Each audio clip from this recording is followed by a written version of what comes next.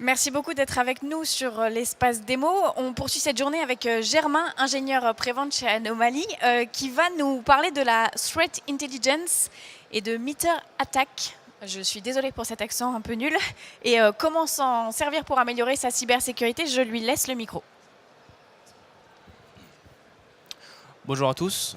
Vous m'entendez tous très bien? Parfait. Alors premièrement, merci d'être venu ici pour assister à mon workshop. Alors comme la collègue a dit, je vais vous parler aujourd'hui de la Cyber Threat Intelligence, MITRE ATT&CK, le cadre MITRE ATT&CK et comment s'en servir pour mieux parer les cybermenaces et voilà, tout ce dont vous devrez vous soucier en tant qu'ingénieur de sécurité. Donc l'agenda, en fait ça va être très simple. Je vais faire ma présentation en 3 points. Le premier point étant, qu'est-ce que la Cyber Threat Intelligence? Donc je pense que c'est utile de mettre tout le monde à la même page, s'assurer que tout le monde a la bonne compréhension de la chose et l'intérêt de celui-ci. Deuxièmement, qu'est-ce que MITRE ATT&CK? Donc ça c'est quelque chose de, c'est une méthodologie on va dire un peu américaine. Donc je vais m'assurer que à la fin de ce workshop, vous pouvez vous-même expliquer l'intérêt de la chose. Et troisièmement, je vais finir avec une démo technique de notre plateforme pour vous montrer comment on peut incorporer la Cyber Threat Intelligence et le cadre MITRE ATT&CK pour mieux assurer sa cybersécurité. Vous m'entendez toujours aussi bien? Ok, parfait. On m'a dit de faire attention avec le microphone, donc j'essaie de faire de mon mieux. Alors, qu'est-ce que la Cyber Threat Intelligence? Donc, cette pyramide de renseignements, en fait, représente la vision anomalie de la chose. En bas de la pyramide, nous avons le threat data. Nous parlons de données techniques, d'indicateurs de compromission, aussi connus comme IOC. Alors, dans le concret, ces IOC, il s'agit d'adresses IP, d'adresses mail, d'adresses URL, de noms de domaine, de valeurs de fichiers hash. Et alors, ces données, en fait, nous appelons ça de la threat data. On n'en est pas encore à threat intelligence parce que ces données techniques, tout seules, sans contexte, n'ont pas une grande valeur. On sait qu'il faut bloquer cette adresse IP, par exemple, mais on ne sait pas vraiment pourquoi. On ne sait pas si ça correspond au début d'une attaque. On ne sait pas qui est responsable. La motivation de l'adversaire, ces choses-là, on ne les connaît pas encore.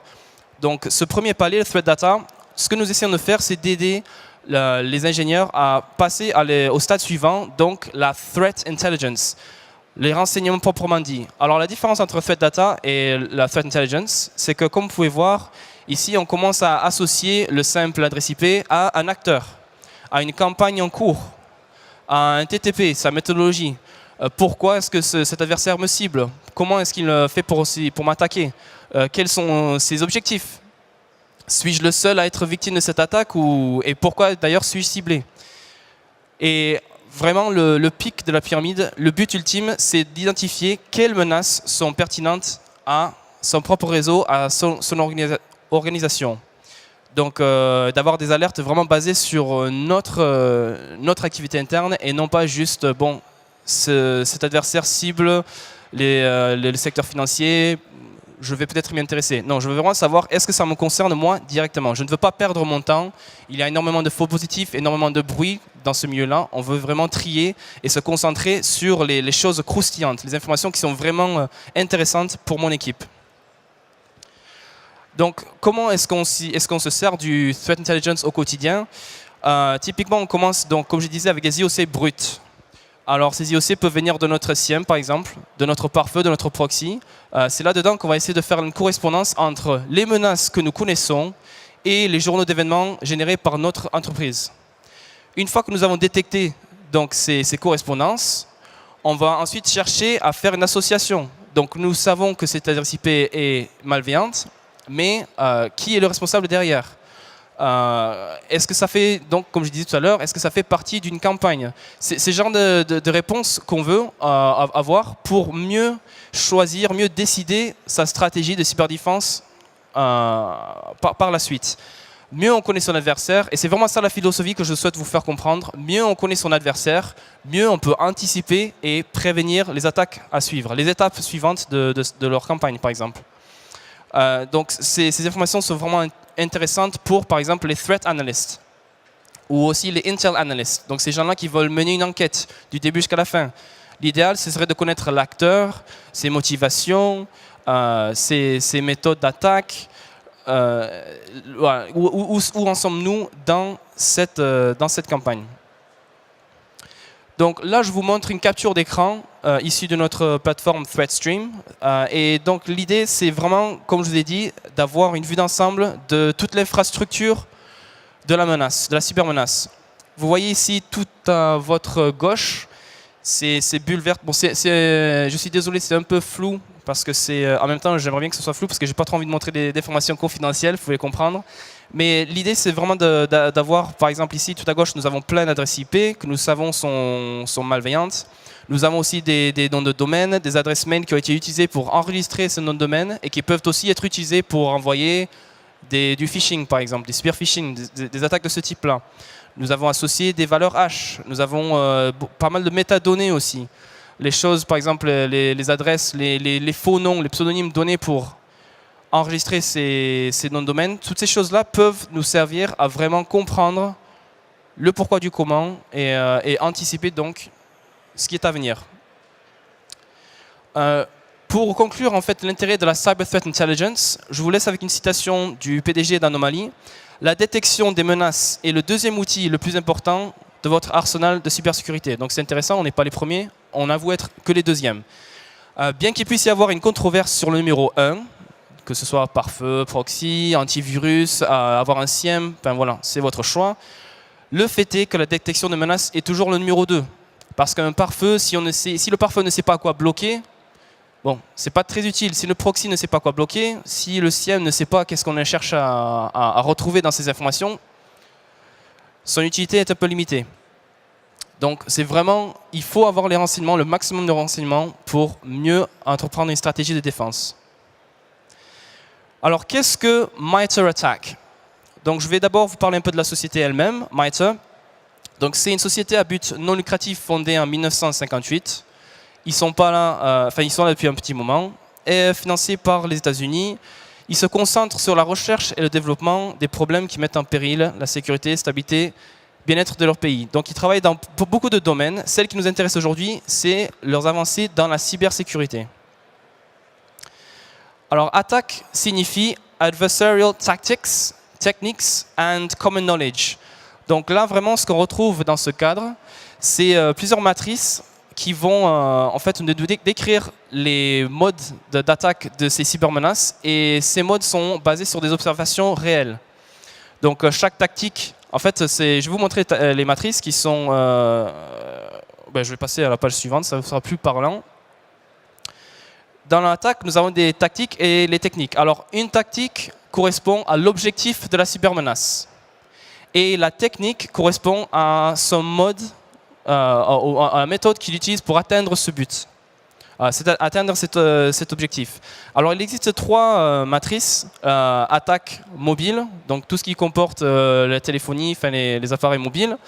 On ne va pas regarder ça aujourd'hui, on va se concentrer sur l'attaque, la matrice Enterprise.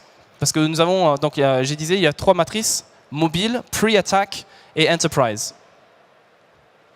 Et je vous donnerai la référence à la fin de la présentation pour que vous puissiez par vous-même, par la suite, regarder de quoi il s'agit de plus ample détail. Mais pour vous donner, en fait, pour expliquer le contenu de l'information que l'on trouve dans ces matrices, là, je vous donne, c'est une capture d'écran extrait de la matrice Enterprise. Et ici, nous voyons donc la barre du haut, l'en-tête, représente les tactics. Alors, nous avons des tactics telles que Initial Access, Execution, Persistence, Privilege Escalation, Defense Evasion, etc. Et les techniques sont donc les moyens utilisés pour atteindre ces objectifs. Alors par exemple, pour Initial Access, comme type de... Donc Initial Access, ça va être la cybermenace qui essaie de faire un premier pas dans votre réseau. Comment est-ce qu'il va le faire? Eh bien, il va peut-être employer Replication through Removable Media. Donc tout simplement une clé USB branchée sur un ordinateur chez vous, un disque dur externe, etc. Un CD si des gens se servent encore de CD dans leur société. Ou sinon, quelque chose un peu plus courant, de plus compliqué, on va dire Spear Phishing Attachments, donc des pièces jointes avec les mails, les liens qui sont dans ces mails. Cliquez ici pour entrer, s'il vous plaît, valider votre mot de passe. Nos collègues qui ne sont pas du milieu d'informatique sont encore très susceptibles pour ces types d'attaques. Donc il faut être très méfiant. Et voilà, donc c'est une méthode courante pour faire le initial access. Et alors pour vous décrire un peu un scénario de cyberattaque, selon la terminologie de MITRE, dans ce scénario, on regarde la cybermenace souhaite accéder à un réseau afin d'installer et de diffuser un logiciel de minage de crypto-monnaies. Alors là, on va voir plusieurs tactiques. Donc il y a plusieurs objectifs durant cette attaque. Et ces objectifs, on peut les associer au modèle Kill Chain. Donc si vous connaissez le modèle Kill Chain, en fait c'est pareil, c'est un cadre américain pour décrire une attaque en plusieurs étapes. Alors, donc par exemple, pour commencer son attaque de crypto-monnaie, il va faire un lien, envoyer un mail spear phishing. L'utilisateur un peu inconscient va cliquer sur le lien et voilà, donc la première étape accomplie, l'utilisateur a accès à votre réseau. Une persistance, il va déployer un logiciel qui va avoir des tâches planifiées. Deuxième étape. Ensuite, il va vouloir augmenter ses privilèges, faire une injection de processus. Il va vouloir avoir accès à vos informations d'identification, pour ensuite évoluer plus loin dans votre réseau et faire du déplacement latéral. Donc infecter plusieurs ordinateurs, déployer le plus de logiciels de minage des crypto-monnaies possible pour vraiment profiter un maximum de votre vulnérabilité. Alors, donc ça résume la Cyber Threat Intelligence, l'intérêt de celui-ci et aussi le cadre MITRE ATT&CK. Ce que je vais vous montrer maintenant, c'est comment nous avons associé ces deux-là dans notre plateforme Anomaly Threat Platform et ce dans le but vraiment de vous aider à mieux comprendre vos vulnérabilités, vos faiblesses et comment les corriger. Alors excusez juste,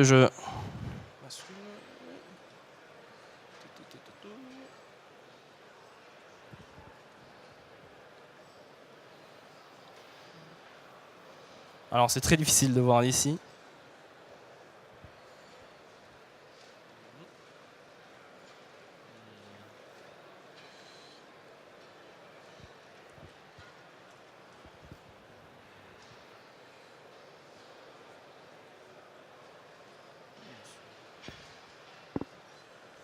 Alors je vais vous avouer, je ne vois pas la souris d'ici, donc je vais essayer de basculer un petit peu.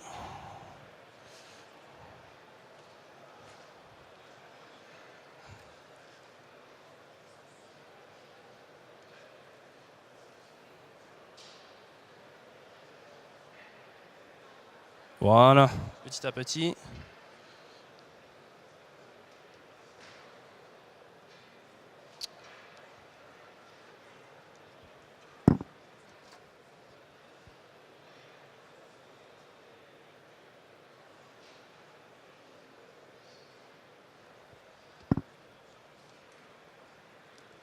On va faire autrement.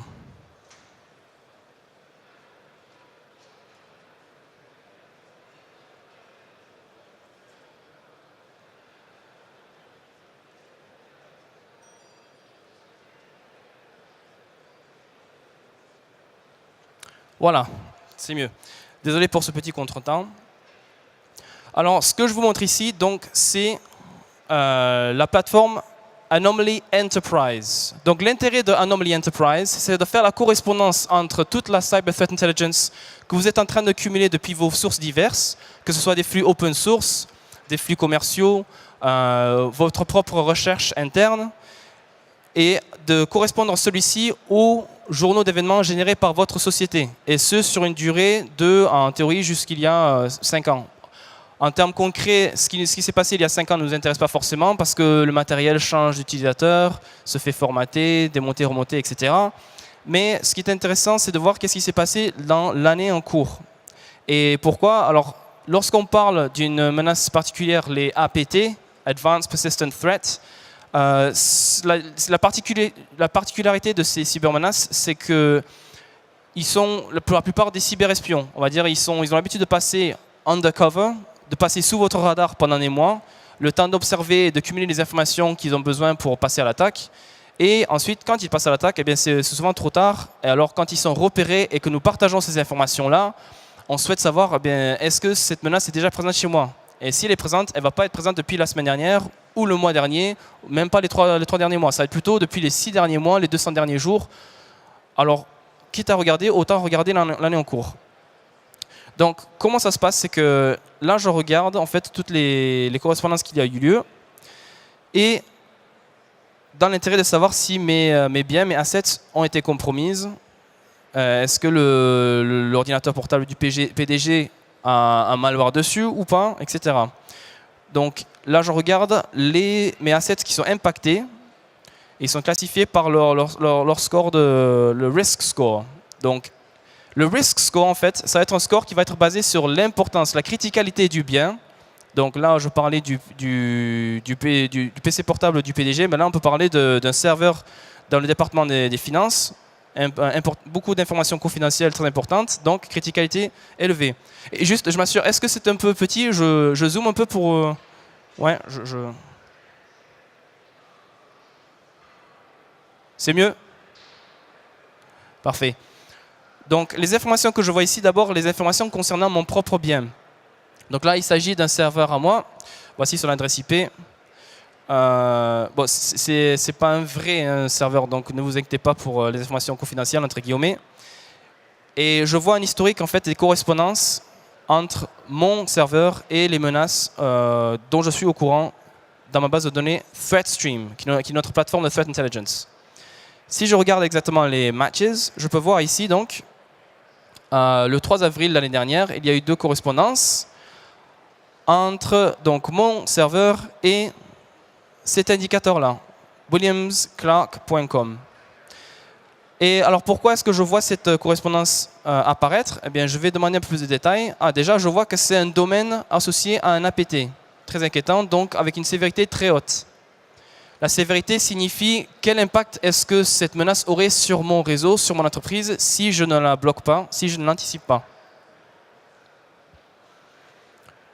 Alors, plus d'informations fournies encore une fois par anomalie. Donc là, je vois sévérité, very high, très inquiétant, et un score de confiance.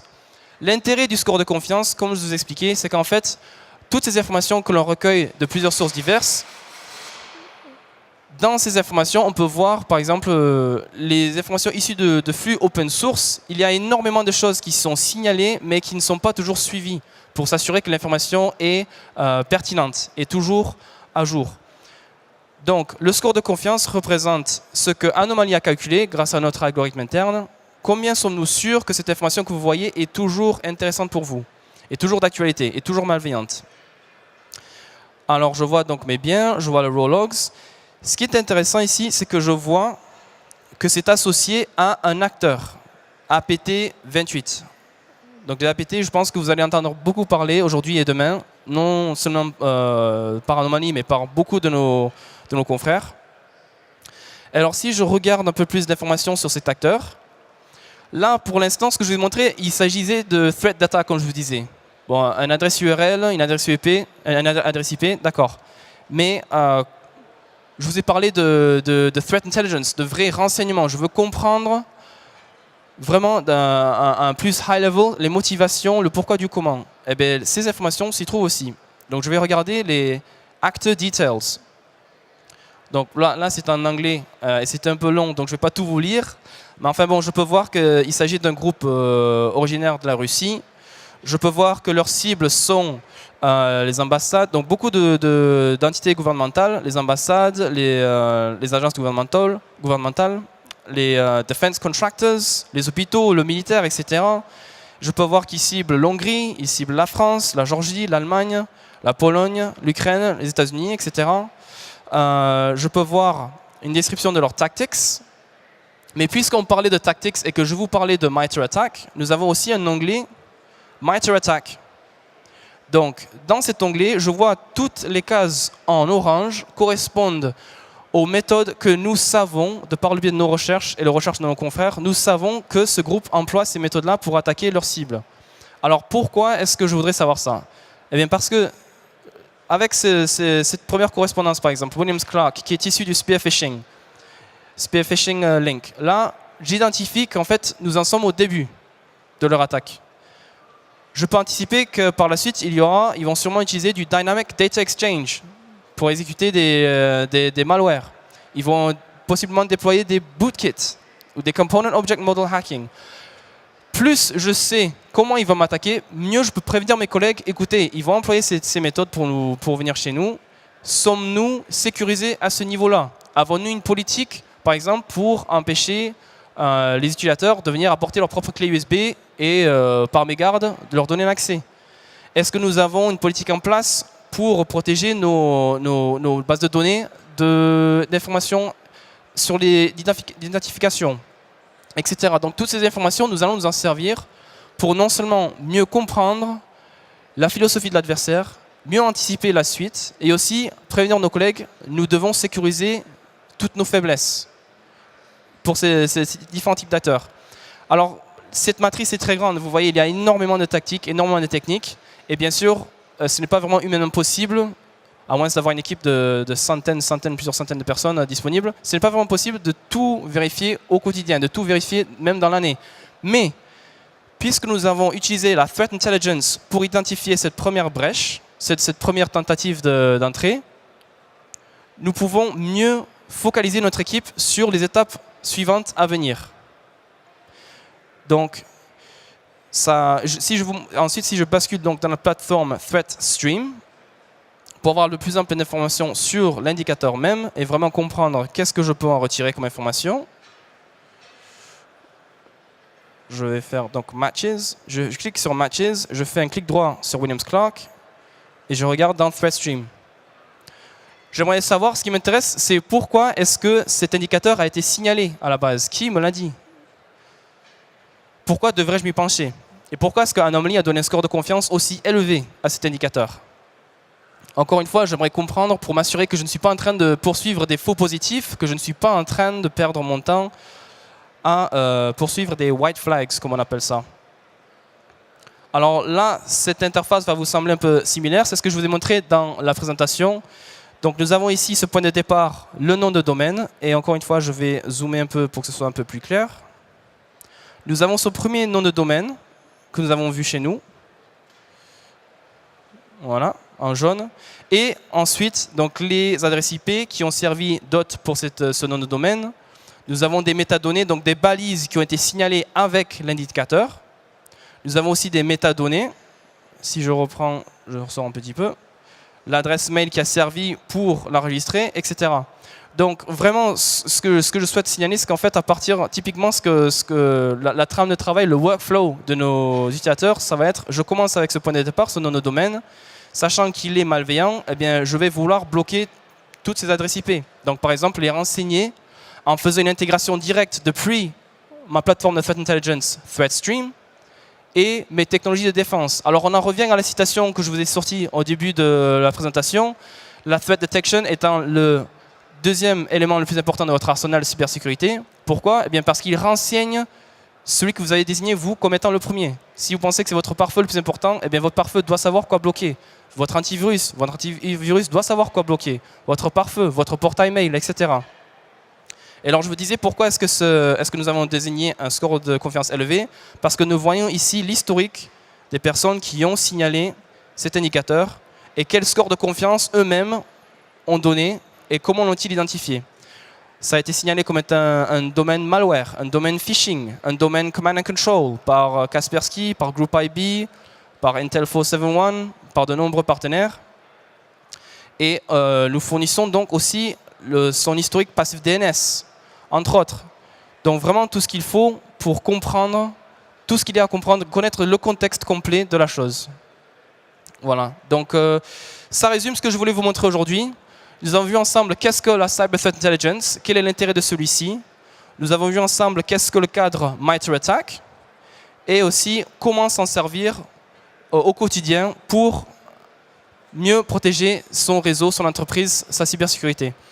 Alors, comme promis, je vous laisse sur l'écran quelques références. Juste, j'enlève cette petite fenêtre-là. Alors, si vous voulez prendre des photos pour y accéder par la suite, c'est comme vous souhaitez.